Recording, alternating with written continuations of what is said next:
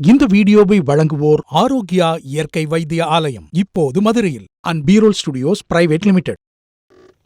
வாழ்க நலமுடன். வைத்தியன் YouTube channel நேயர்களை வணக்கம் கூறி வரவேற்கும் நான் சித்ரா. பிறந்திருக்கிற இந்த சோபகிருது வருடம் உங்களுக்கு எல்லா நலத்தையும் வளத்தையும் நல்ல ஆரோக்கியத்தையும் வழங்கணும் அப்படின்னு கடவுள்கிட்ட பிரார்த்தனை பண்ணிக்கிறேன். இன்னைக்கு வைத்தியன் எந்த விஷயத்துக்கான டிப்ஸ்லாம் கொடுக்க போறாரு அப்படின்னு பார்த்தோன்னா, இந்த வெயில் காலத்தில் எல்லாருக்கும் ஏற்படக்கூடிய ஒரு பிரச்சனை அப்படின்னா அது வியர்வை நாற்றம் தான். ஆனால் சில பேருக்கு இது ஒரு பொதுவான பிரச்சனையாக இருக்கும். கொஞ்ச நேரம் வேலை செஞ்சாலும் போதும், அல்லது வெளியில் போயிட்டு வாக்கிங்லாம் போயிட்டு வராங்க அப்படின்னு வச்சுக்கோங்களேன், அப்படியே வியர்வை மழையில் நனைஞ்சிருப்பாங்க. ஆனால் இந்த வியர்வை அப்படிங்கிறது ரொம்ப நல்ல விஷயம் அப்படின்னு சொன்னாலும், அந்த வியர்வை ஏன் நாற்றம் அடிக்குது அப்படின்னு நம்ம பார்த்தோம்னா, நம்ம உடலில் இருக்கிற பாக்டீரியாஸ்னால தான் அப்படின்னு சொல்கிறாங்க. அதனாலே யாராவது பக்கத்தில் வந்தாலே உடனே மூக்கை மூடிப்பாங்க. ஸோ இந்த வியர்வை நாற்றத்தை போக்குறதுக்கான சில டிப்ஸ் தான் இன்றைக்கி இந்த வீடியோவில் பார்க்க போகிறோம்.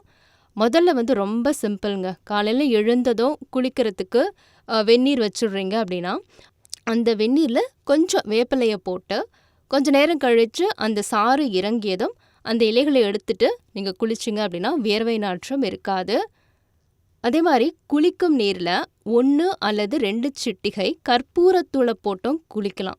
வியர்வை நாற்றம் வராமல் தடுக்கக்கூடிய ஒரு வழி. அடுத்த டிப் உலர்ந்த வெட்டிவேர், தவனம், மறிக்குழந்து, இது 3ஐயும் சேர்த்து ஒரு துணியில் சின்ன மூட்டையாக கட்டி குளிக்கும் நீரில் போட்டு குளித்தா கூட வியர்வை வாசனை வராது. அப்படிங்கிறது மட்டும் இல்லை, உடல் நல்ல கமகமன்னு வாசனையோடு இருக்கும். சில பேருக்கு அதிகமாக வியர்க்கும், அதனால் ஒரு அரிப்பு மாதிரி ஏற்படும். ஸோ இந்த மாதிரியான நேரத்தில் நீங்கள் குளிக்கும் நீரில் எலுமிச்சை இலை, நொச்சி இலை, வேப்ப இலை, இது 3ஐயும் போட்டு அந்த சாறு இறங்கியதும் குளித்து வரலாம். சரி, கடைசியாக இன்னும் ஒரு டிப் என்ன அப்படின்னு பார்த்தீங்கன்னா, உலர வைத்த ரோஜா இதழ்கள், அது ஒரு 50 கிராம் எடுத்துக்கோங்க.